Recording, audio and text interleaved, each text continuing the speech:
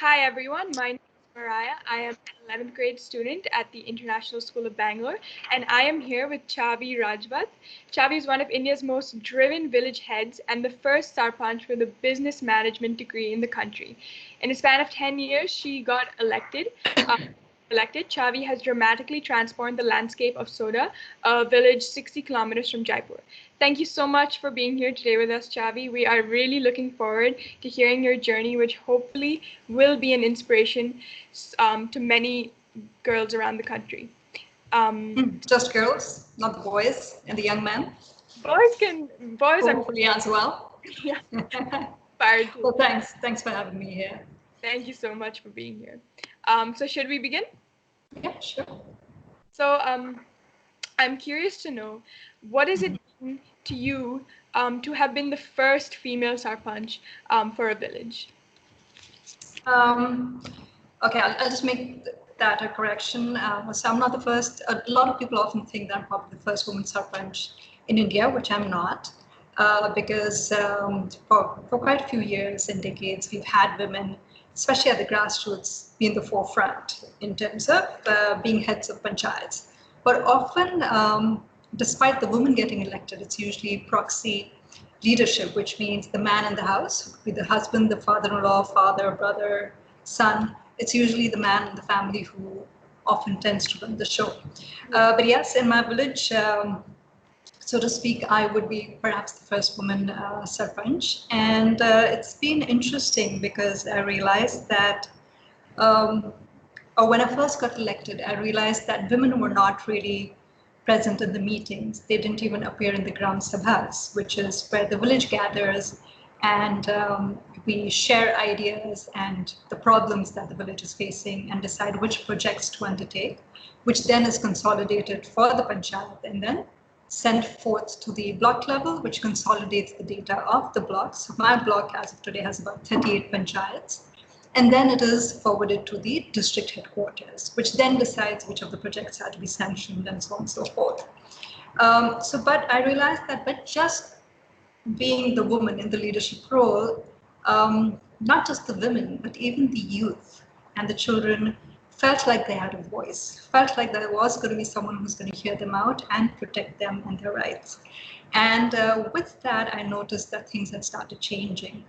And I think what was really inspirational was to also see fathers getting the girls, getting the daughters out of the houses. And I'm someone who rides a bike, knows how to ride a tractor, drive a car, and so on and so forth. So it was very nice to see that the fathers were bringing their daughters out and teaching them those things.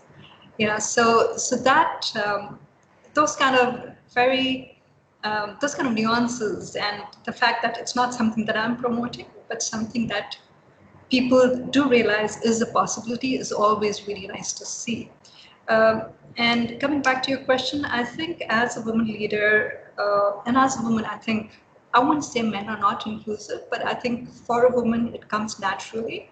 And also people find you far more approachable. I'm not saying every woman is like that or that men are not like that, but I did notice that people had started coming forward, had started participating in the panchayat meetings, in the Gram Sabhas, and even the women who could not, or the youth that did not have the time to come while the panchayat or the council office was open, would always make an effort to come and meet me separately, be it for their own personal guidance, personal issues, or for something more generic, so that those challenges would be addressed, which otherwise would just with a very typical male bastion that this often tends to be,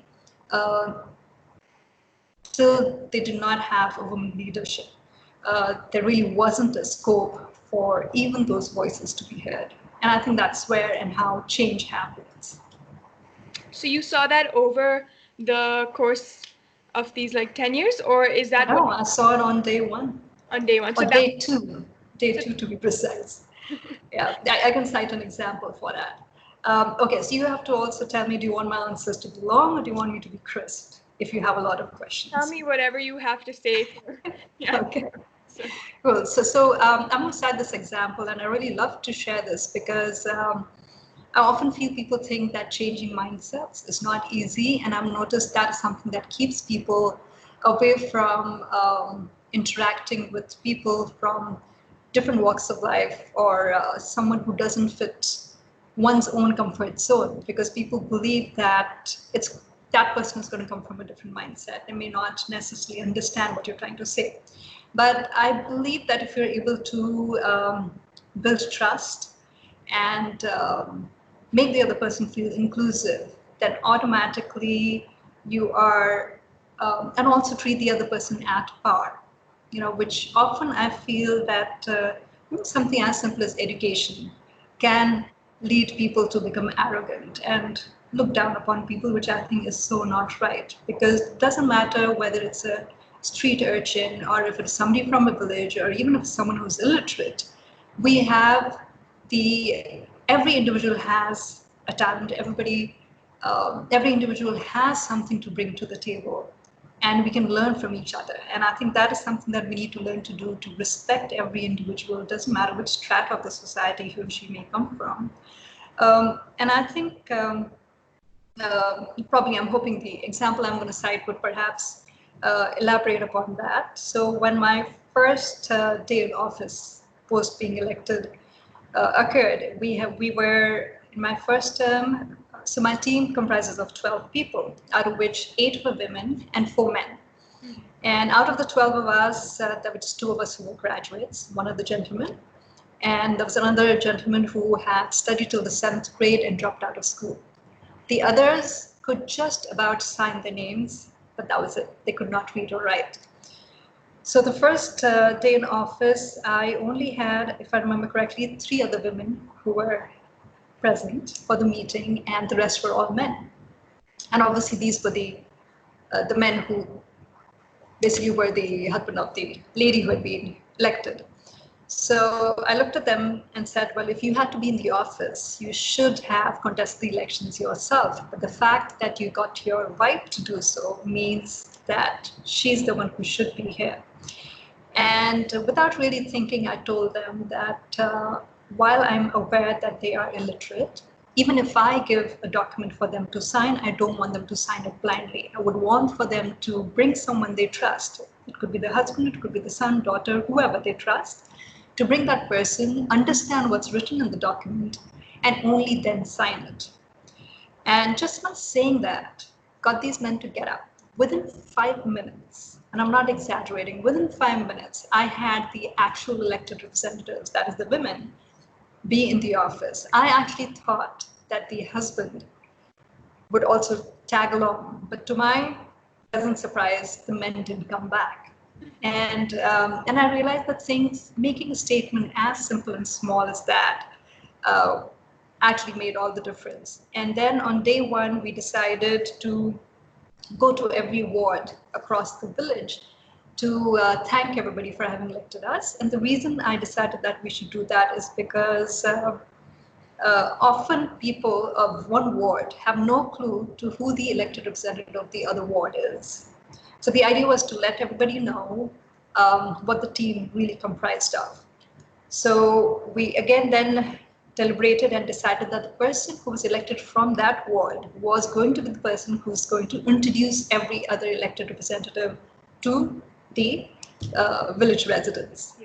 So the first 2 women were hesitant because other than me, the other women had gotten married into the village. So they were the daughters-in-law of the village, and they weren't really allowed to step out of the house, meet the neighbors, or do stuff like that. So, and here we were talking about going to a different part of the village, which they on their own would probably never have even visited.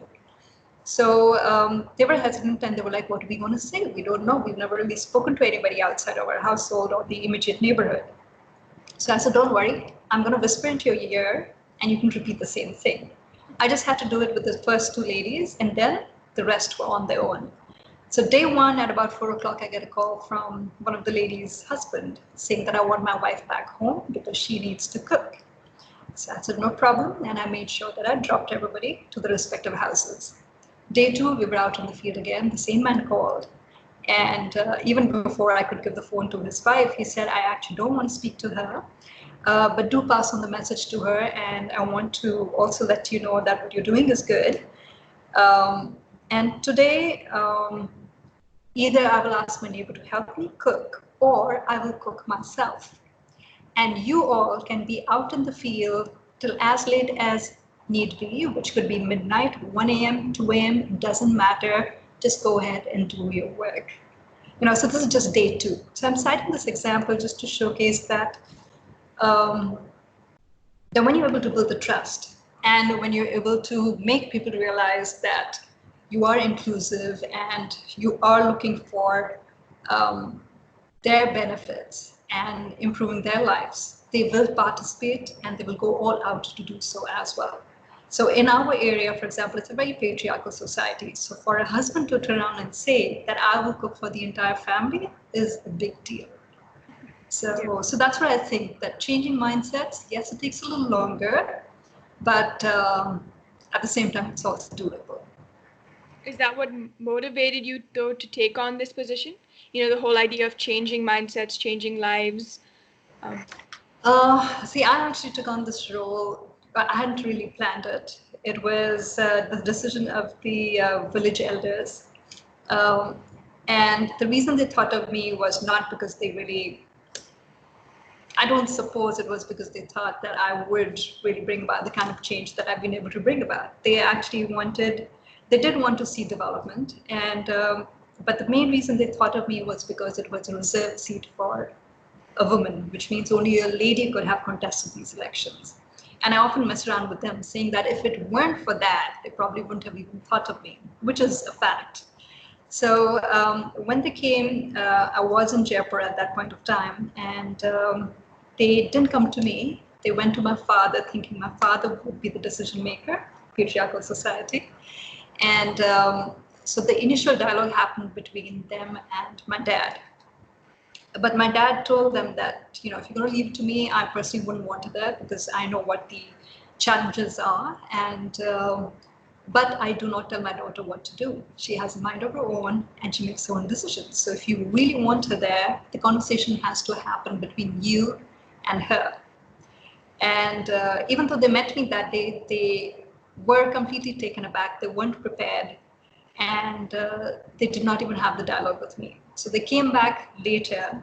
There were about 50 odd men who came to Jaipur, and these were village elders about the same age as my grandfather, men who had pampered me as a child. So I realized they wanted to bring in the emotional angle, to emotional blackmailing, into trying to convince me into saying yes. But of course, when I had that conversation with them, I've been aware of the challenges in the village.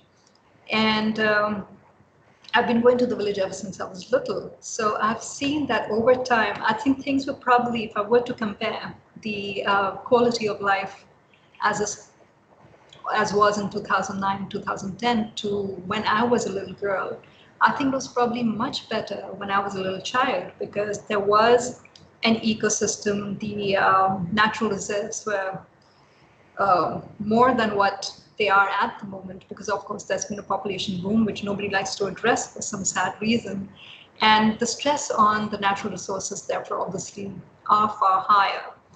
And despite funding through rural development or through the government having increased over the years, I've noticed that the villages in our area have not really developed. They've only gotten from bad to worse.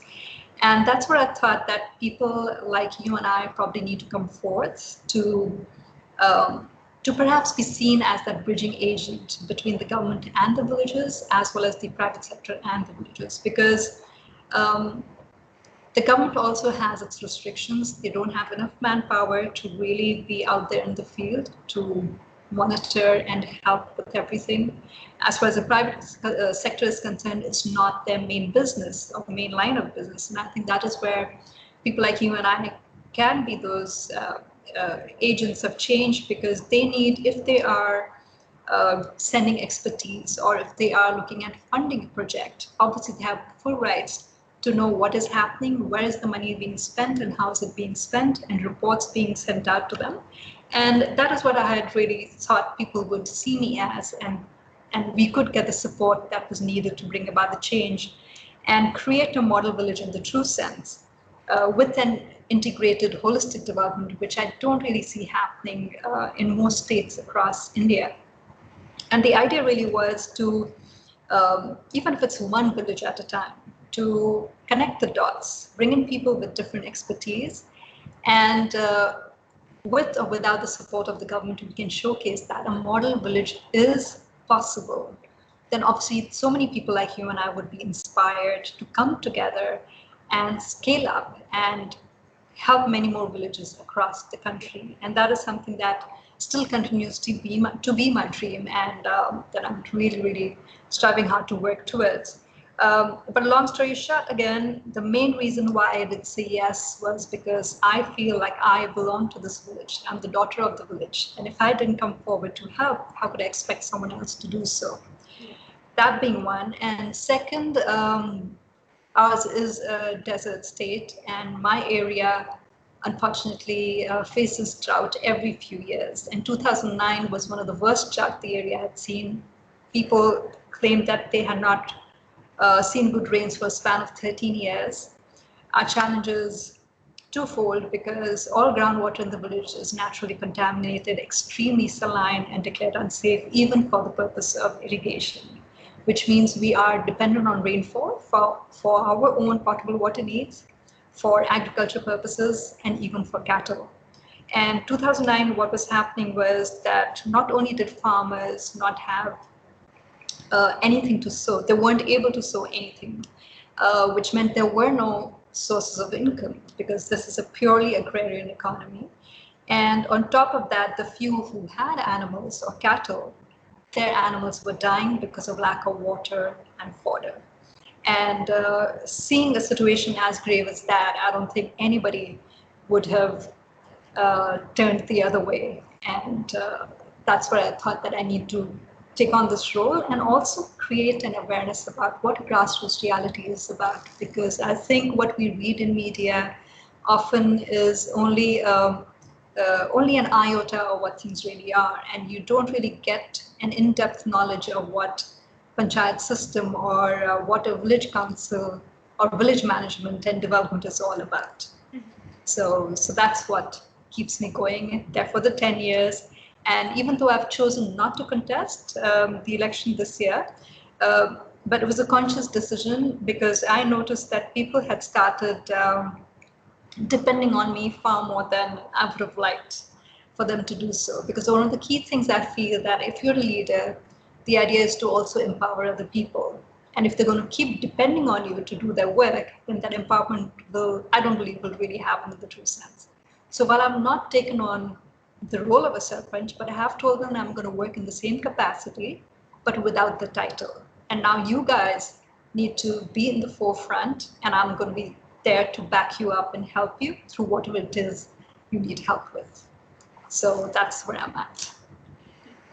Well, I think it's great that, originally you didn't know that you were going to actually take on this position, but then eventually you did, and caused such change. You've been a role model to so many people. And I think currently you're running a college for girls. That's right. Want to Yes. talk a little bit about that and how that's Sure. That also, I think, was just a twist of destiny, pretty much the way I became a sarpanch.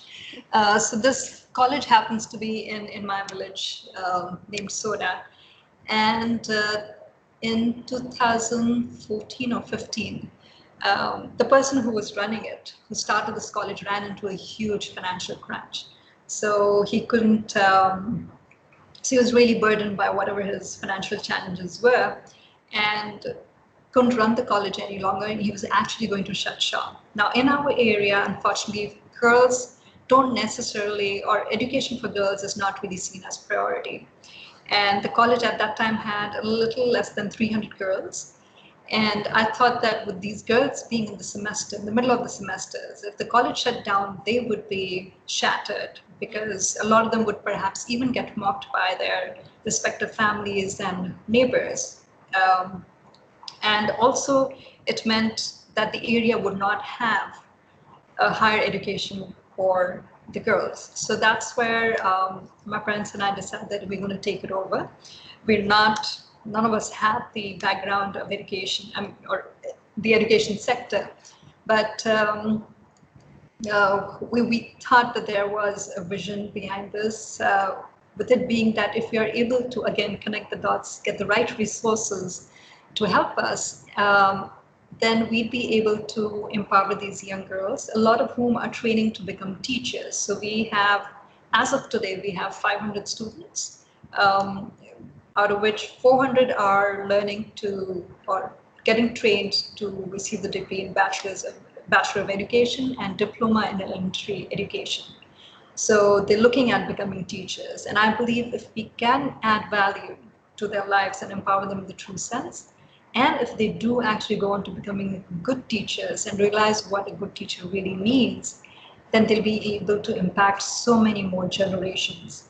In addition to which, I feel that the youth in villages in particular, we do need to channelize their energy in the right direction, because they don't really have anyone to guide them. There is no mentor, even within the family, with parents and the family members, the elders working to make ends meet on a daily basis. They're pretty much out the entire day. So there is no one to really help these young men and women. And that's where I feel that the college is going to give me probably a more sustainable platform to bring in a larger impact. And because we also have part of our curriculum, um, wherein community service is part of the program. So I do engage the college students into any kind of village development work that we do, so that they realize that they have the ability, despite their age, whatever age they may be at, they can still contribute and make a difference to whichever village they're coming from. And because these are girls coming from different villages, from different panchayats, different districts as well, I think the reach in terms of, even if it's just, planting a small bug in the heads of people of different panchayats in different areas, I think that in itself is a step forward. So with that vision is how the college came about. And also we've got our future plans for the college is a lot of engagement with students like yourselves, students from colleges and so on and so forth. We welcome volunteers to come. And in fact, we've had two such programs where we've had students from the urban cities come into the village, and we have conducted projects where the college students and students like yourselves form different groups and work on the project together, so that there is a win-win. You're learning from each other. You're able to, through those interactions, understand what life of the other is like, create aspirations, sort of or rather, let's just say, blur the divide that exists between urban and rural India. And I think youth and children of India have to come forth, because that is going to be the main driving force in bringing the change like the country actually needs. And I think you are the real change makers. So that is what we're really looking at working towards. We're also going to, hopefully soon, depending on how the funding happens with this COVID situation, things have gotten really bad. But the idea is to introduce virtual education, so that we have access to good lecturers, good professors, sitting in different parts of the country, hopefully outside the country as well. And we want to also set up a community radio station, which is work in progress. Again, it got stalled because of COVID-19. And that is what we want the students in the college to run, to create awareness and inspire people in the rural sector. And hopefully, if we can get people like yourself to come, we would obviously get you to engage with the rural sector and, again, conduct programs with the students. In addition to that, since we have the infrastructure available, there is one entire building which is not being used at all. So the idea is to convert that into a skill development center, so that we can create entrepreneurship or provide the skill sets that the men and women all age groups meet in the villages so that life becomes easier for them and they have alternate sources of income. Now, in that again, one of the challenges through my 10 years of having been the sarpanch was that it wasn't easy to find people to come into the village to teach them skill sets. And that's where, again, I think virtual platform could perhaps pave the way. And through your program, I'm hoping I'll be able to get an audience which would hopefully be inspired to come to our village and teach these young men and women in our area certain skill sets, conduct workshops, and train them onto something that will help improve their lives and provide financial support to the local economy and to their respective families. Yeah. So, I mean, of course, that takes care of a lot, like a huge part of their education, right? Yes. But you spoke about many difficulties that you had to overcome, um, to get the school running, get the college running. So I'm sure you yourself had to overcome many difficulties as well, to be where you are right now. I think Yeah. been threatened many times and been chased. Mhm.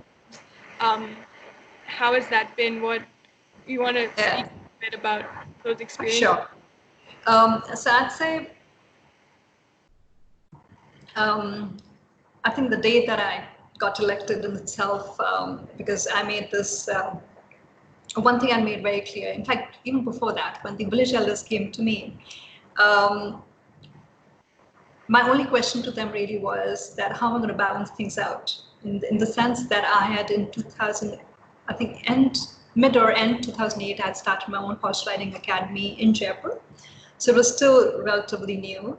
And I was thinking of taking over a family-run business, which was a small hotel in the city of Jaipur. So, but like I said, that was still something I was thinking of.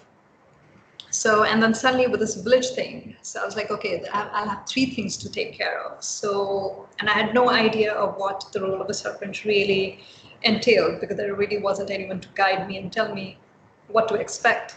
So that was the only question that I had put forth to them that, how will I manage these things? So they said, oh, don't worry. We have 2 panchayat meetings in a month. Make sure you attend those and 1 meeting at the block level every month. So you just need to show your face for that. And the rest we'll take care of. And I laughed at them. I said, you might want to reconsider if you want me to become the sarpanch. Believe me, you probably wouldn't be happy. And also tell them the reason I'm saying this is because I know the common practice is that when someone elects somebody, then often there is supposedly more often than not a bias towards those people. So I said, just because you are choosing to elect me doesn't mean that I'm going to look away if I see anyone doing wrong. And I again said that even if I find out that my own family has encroached into territory that doesn't belong to us, that would be the first wall that I would break. And they thought I was just, fapping. They were like, oh, this little girl, what does she know? And and basically what I was trying to tell them was that you will not be able to use me as a puppet because I do have a mind of my own and I'm all about transparency and accountability. And I made that announcement on the very first day post being elected. I told the village residents that even if I'm not in office, you have full rights to go to the office and demand to be told what kind of funding is coming in and where is it being spent. Because at the end of the day, if the office is functioning, it's functioning for the village residents, and therefore it is their right to ask these simple questions. So I think that message kind of went out even to the grassroots officials. And so I think I was perceived as someone um, who was going to challenge the system even before I actually started to do so. And also, I think the people who otherwise were used to making money suddenly realized that here's going to be this one village council or panchayat through which they may not necessarily be able to make the kind of money that they were able to do so prior to my being elected. So obviously, people like that did feel threatened. And our very first project which wasn't even the demand of the panchayat. The central government at that point of time had announced for a building to be constructed across all panchayats in the country, which was then referred to as the IT center. Eventually, it was called the Rajiv Gandhi Seva Kendra. Names have changed as the government has changed. But the purpose of this was to conduct awareness programs or ICT for the village residents. It is also where the NREGA, that's the Mahatma Gandhi National Rural Employment Guarantee Act, that's where the work of that was supposed to happen from. And it is also where the e-mitras that have opened up across the country, that was supposed to function out of that building. So we started work on day one of the project being announced. And the main skeleton of the building was ready. It was just the roof that the construction of which was pending. And had the work not been stalled, we would have finished the project in August of 2010 itself. So I got elected on 4th of Feb 2010, and in that many months, we would have finished it. But the block level bureaucracy stalled the project. He passed a stay. And it took me 4 years. Now, I think one of the main reasons why the project was stalled was, and I knew they were manipulating the reports. They did not really refer to the land records the way they should have. They did not do any measurement of the land. And it was on false claims that they continued the stay. So every given chance, I would try and escalate the matter, hoping that somebody would hear me out and do the right thing. But I realized that one of the key reasons why this project was stalled was because, one, it was my first project. I was perceived as someone coming from the city. And they thought that if they block my very first project, they'd be able to dishearten me. And I probably would leave the field and go back to the city, which didn't happen. I didn't get disheartened. I did not lose my focus on the project, but I realized that I had thousands of other projects to take care of. So I started working on the other projects, but also ensuring that I tried to get this stay vacated and the work finished, because more than 50% of the money had already been spent on the construction of the building. So they didn't really know what to do. And I didn't allow for them to break my spirit, as was the plan.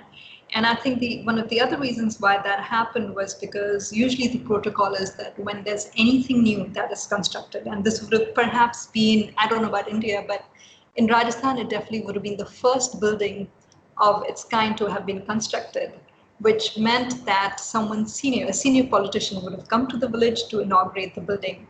And people just perceived and assumed that either the Gandhis, because Congress was in power at that point of time, or the president would come to the village to inaugurate the building. So their fear was that Chhavi would come in the limelight.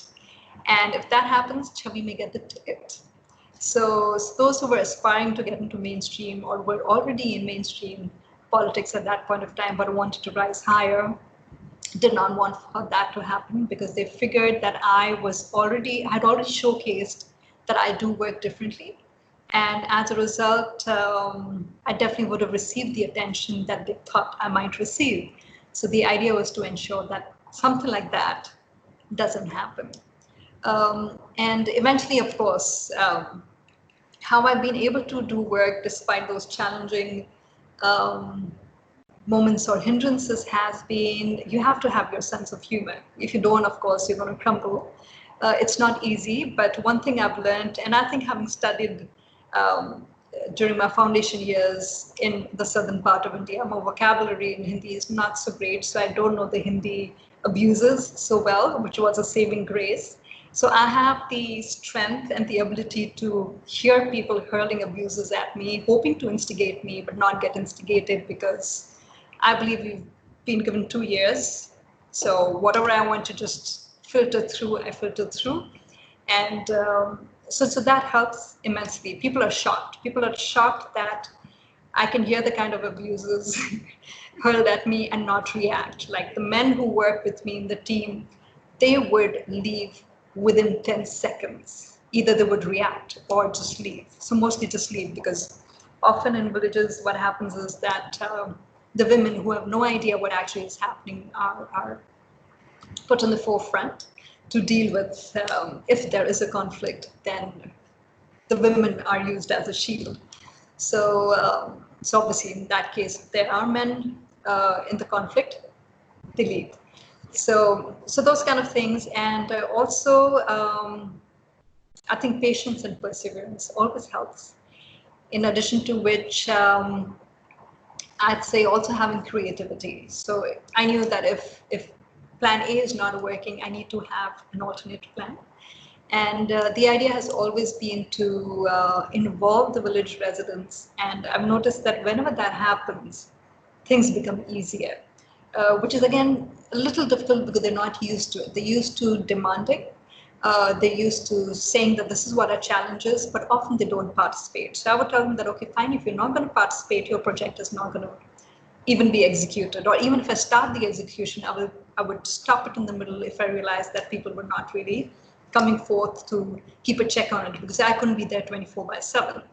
So that's how we worked around it. And I think having delivered within the first 6 months of having come into office, something that they weren't used to, also won me a lot of faith and trust and the support from the village residents. So much so that despite being a patriarchal society, a lot of older men who would resist change, and the other people out in the field from my team, which could be the panchayat secretary or the other elected village representatives, those who would be out in the field would primarily be men. So I would always send them at site first.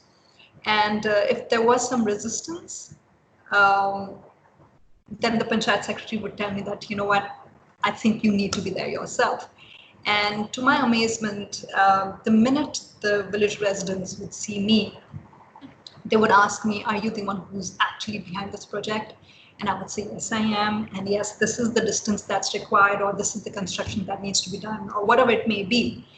The minute they know that I'm the one in control, they would participate, and they would give in immediately and apologize for having stalled the project for whatever reason. So I noticed that with me, that ego never really came into play.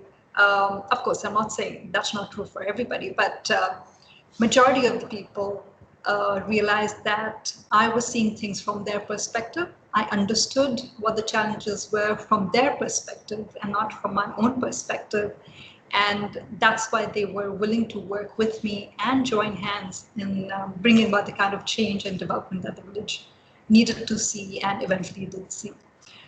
In terms of the assault, the same project that I spoke about.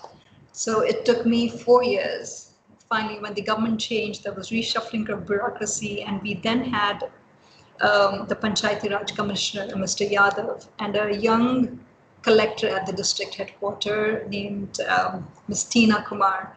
And these two were like really amazing people. And I just got lucky that they understood what I was asking for. I told them that, you know what, I'm so sure that the land records are being manipulated, the reports you're seeing are being manipulated. So my only ask of you is get a team from outside. Do not use anyone locally or who has been part of the previous team.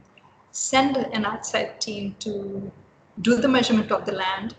And if the panchayat is in the wrong, I will accept it, because there is no ego that's coming into play. But I do know that we've not done anything wrong.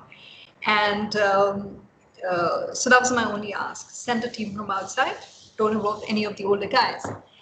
So while the collector and the commissioner heard me, but of course the grassroots interference did happen. There was one guy from the older team who came in, but there were two new fellows who were senior. And then the measurement happened, and it was very clear that the panchayat had been donated land by three brothers, and what it was doing was only in that territory and not in somebody else's territory, as the person had claimed. He also had, of course, been misguided. And even though I tried telling him that you're being misinformed, but of course it was my voice versus the grassroots bureaucracy and grassroots politics. So the person had that family who had been manipulated, had for 4 years been spending a lot of money, bribing people, paying different, filing cases at different places. And what was driving him was greed, because he had been misinformed that he would be given land on the main road, which obviously is of higher value, while he owned land far behind. So I told him that, nobody can do that till that person who owns the land on the main road, till he does not sell it to you or gift it to you, the title of land cannot change, because that is the law. Yeah. And but he just thought that, whatever he was being told must be the conviction with which he was being told.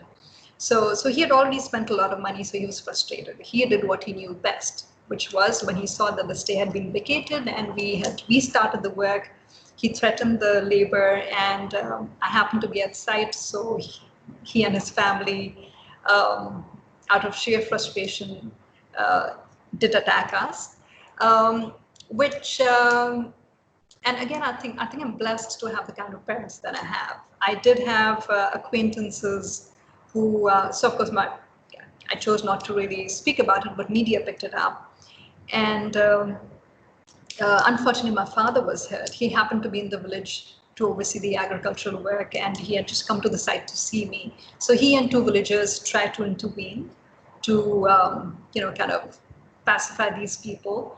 What and because the focus was on me, none of us really saw one fellow hiding. And because there was a lot of construction material lying around, that man picked up a rock and he hurled it, which unfortunately landed at my dad's zygomatic bone, which fractured. Dad fell to the ground unconscious. We thought we'd lost him. It took him 45 minutes to regain consciousness. Took him to the block level government office, not office, clinic. And that's where the media picked it up. And my aunt and uncle came that night to the village from the city. And to my utter amazement, when my dad regained consciousness in the clinic, I obviously was sitting next to him. He looks at me, and he's like, "Why are you here? Go back to the site. I know the cops have come, and I think you should just be there so the labor feels protected and you get your work done." I don't know how many parents would actually say that.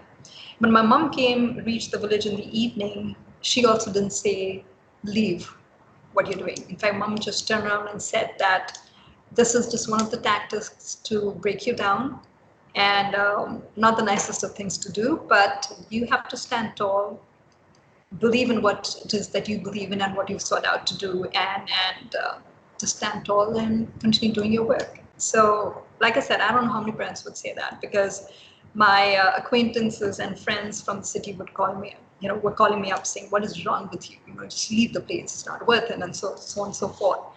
But I do believe, I was aware of the kind of challenges and that would be posed. And also, when you're swimming against the tide in terms of being different from what the system was used to, there is always resistance to change and there's always a pushback. But I think in a country like ours, it is worth standing tall and working in the field, because majority of India lives in our villages. And even as of today, I realize that within India, we're not fully aware of how village development happens, what really the need of a village really is. And unless and until we don't come forth to participate in building the nation in the true sense, and it has to be by making that foundation strong, and the foundation for our country is the village, all of our villages. And I think we need to, as people who come from privileged backgrounds like you and I think it is our responsibility as well. And we shouldn't just be pointing fingers at the government, but take on the responsibility, understand our responsibility, and take the ownership or the onus of helping our fellows living in this nation if we really want to see the nation be at a platform which I think all of us really wish and aspire it would be at. So, because I think the government, while it tries what it does, one of the key things it's not really good at is management. And that is where I think the private sector, that is where I think volunteers in the capacity of, maybe students like yourselves or people from colleges who are training in a specific field, which could be engineering, architecture, medicine, I think we all need to start participating. Our internships should happen in villages, because that way it's going to be a win-win both for us as students and for the village as well, and for panchayats as well, because they will get the perspectives that they need. Like, it's taken me, I had a panchayat secretary, the one who stood with me the longest. Um, I think he was with us 4 years and then he retired.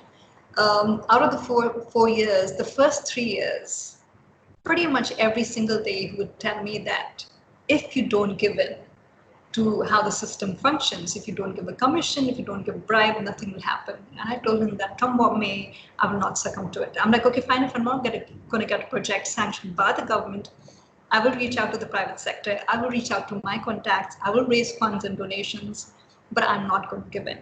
It took him 3 years to finally stop saying it. But the final year that he was with us, I didn't hear him say it. He figured that, okay, there's no way I can convince this girl and she will do things the way she wants to do it. And he realized that we were actually managing to do far more work than any other panchayat in the district.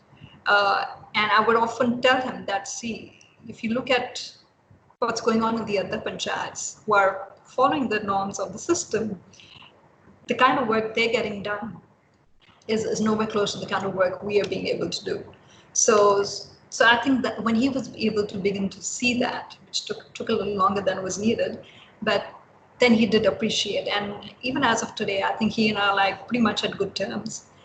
When he needs help, I'm the first person he calls and reaches out to. So I think there we've been able to form a good relationship, a good bond. And so I personally am an eternal optimist, and I always try and look for the positives, despite whatever the challenges may be. And I think if it weren't for that, I wouldn't be talking to you right now, right? But I mean, yeah, I think that's definitely something that, that characteristic has managed to get you to where you are, like you just said. And the fact that you had also such supportive parents, who told you to continue, not to Yeah. give up. Um, but the thing is, a lot of women in the rural areas, their families may not be supportive, even though they do want to. They have dreams maybe that they want to achieve. Maybe their families aren't as supportive and they're forced to give up their dreams. So my last question to you would be, what advice or what path would you recommend to these women who wish to be the person you are today? I think one shouldn't lose hope. One thing that really pays off in a country like ours with the kind of mindsets that exist is patience, patience, patience, and perseverance.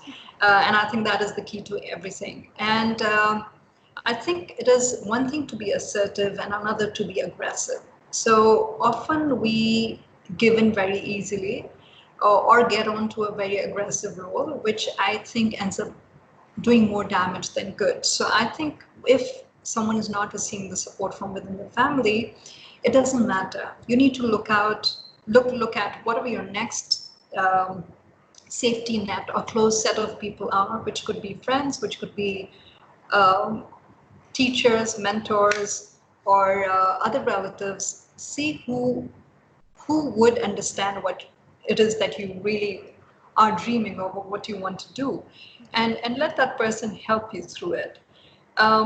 One thing I've noticed is that sometimes we get too carried away with what the end goal has to be, that we forget to do what needs to be done to reach that. And that's where we often also get distracted. So I don't think we should really look at what the end result is going to be, but just take those small steps in working towards it. And when you start doing that, despite the backlash, but try and make sure, especially when it's your immediate family, not to really ruffle too many feathers, because at the end of the day, family is family, and especially when it's parents and siblings, that really, really matters. And I do believe the reason I'm saying is you need to focus on what it is you want to do and start working on it, even if it means taking those small steps forward, is because when you start doing that and do it with full dedication and having your conviction in yourself and whatever it is you sought out to do, people will see it. People will start recognizing you for your work. And when that happens, the very people who try to push you back or try to dishearten you or discourage you would be the first ones who will actually turn around to pat your back and appreciate what it is you're doing. So, and I think with, pardon me for saying this, but when I look at the younger generation, I think there is a lot of restlessness. There is a lot of focus on instant gratification, and that's where the patience gets lost. So we are in such a hurry to achieve our target or whatever the aspiration or dream it may be, that we are willing to let go and put at stake many other aspects, which actually are very, very important. So if one can just remember that that if you have to, go from first floor to the 10th floor and you have to take the steps, you have to actually build each step, and you can't really jump from ground floor to the 10th floor. You have to take a step at a time. And while it may take a longer duration, but in that process of taking each step forward, there's also, if you realize that there is much to learn, and that'll help make you a better person, even if it means having to receive the kind of flack that may be coming from the families, which may not be open to, especially a girl child wanting to do something different. As long as you don't allow for it to affect you in a negative manner and you don't allow your core to get affected, I think that is what one should focus on. And once you can do that, everything else becomes easier. And when I say, I know it's easier said than done, but it is also doable. So you just need to be positive. There's a silver lining to everything. And if you can start seeing that and realizing that through hardships, it's actually making you stronger. Key is not to break through those hardships, but to just be creative. And sometimes if the straightforward path isn't working, you should also realize that there is another one which may be a little longer, where you may have to go around it, but it will get you to the destination you need to reach and want to reach. So I just say, don't lose hope. Find the positivity, find the support, and whoever it is, you can find it in, and stay focused and allow your work to speak for itself. Well, thank you so much. Thank you so much for sharing that piece of advice. I'm sure that's going to be extremely inspirational for any girl watching this. And thank you for taking your time today for coming to come and share your journey, share your difficulties with us. It really meant a lot. Thank you. Appreciate that. And all the best to you. Thank you. Bye. Be safe. Bye.